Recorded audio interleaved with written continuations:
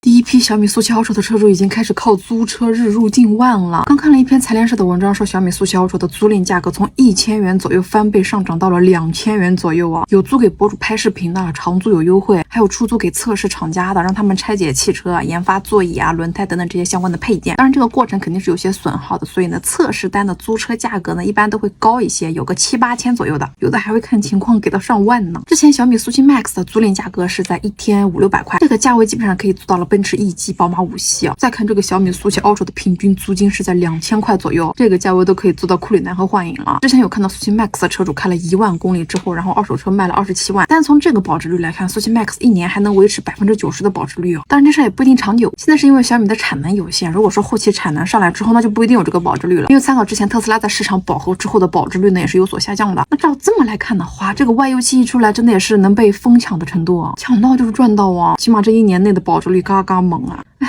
不要跟我抢。